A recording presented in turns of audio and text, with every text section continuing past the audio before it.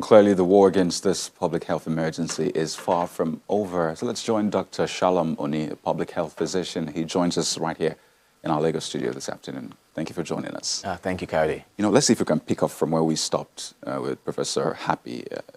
What is the single most important lesson that COVID-19 has taught you, perhaps as a public health physician, as an individual? Let's start from there before we move on to other things. Well, the most important lesson I've gotten from this COVID-19 so far is that if you don't put systems and structures in place, you are going to be badly hurt by any form of health-related events going on in the world. So Nigeria, as a country and Africa, we must put our hearts together and ensure that we don't pay lip service to health infrastructure anymore. Look at the Nigerian budget. As of today, there's an Abuja declaration. As of today, we are still struggling to keep up with Abuja declaration that talks about the percentage of health budget that must go to health. So it's a whole lot of things. We have been advocates have been ongoing on this. Government have been lobby groups have been talking to the government to ensure that health department is well funded.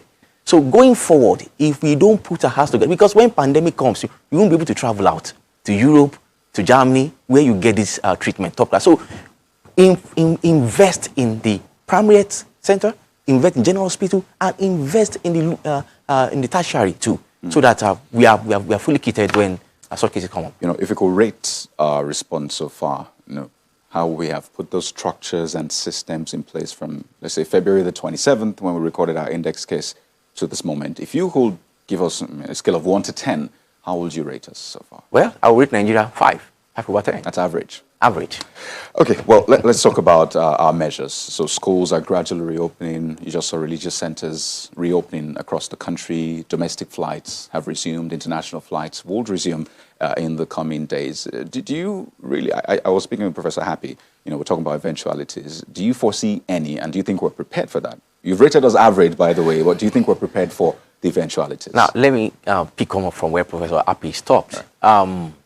In Europe, they have 14 strains already. Strains, not lineages? Sorry, variants already. Okay, right. Variants. In fact, there is when COVID-19 kicked off, we had the D614. But now there's a mutation to D614G. In fact, the current global spread we are having is a result of D614G. It's there. The statistics are there in Turkey, in UK, in Russia, all over. However, I'm starting with the international flight now. Right, go on. The tendency of importing a strain, another strain, or another lineage, according to the prof, it's very high.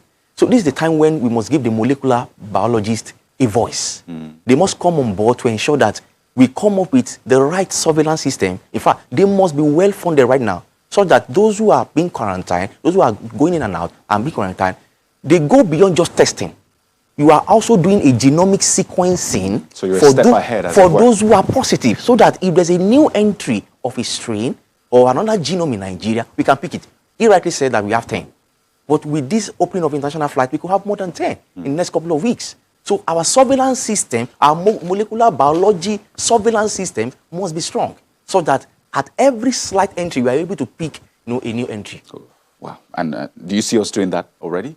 Well, for me, I think we have the capacity to do it when we are willing to. Oh, this is something I've heard a lot. We have the capacity, but we're not deploying it. Well, so we need to put our heart together and do it. We need to actually come to the table and do it. Okay, so we can do it, right? We can do it. Okay, let's talk about this, home care. I know it's a topic that was talked about at some point, but yes. It appears to me as though there's no template, really, that people can say, okay, this is how to go about it. I mean, you have said, health experts have said, there's a tendency to maybe overwhelm our health system. So maybe we should look at home care.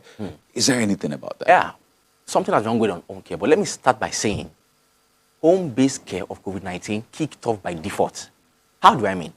Around May, June, the government declared, especially in Lagos, that the number of cases, that are COVID-19 cases on the streets, are more than the ones in isolation.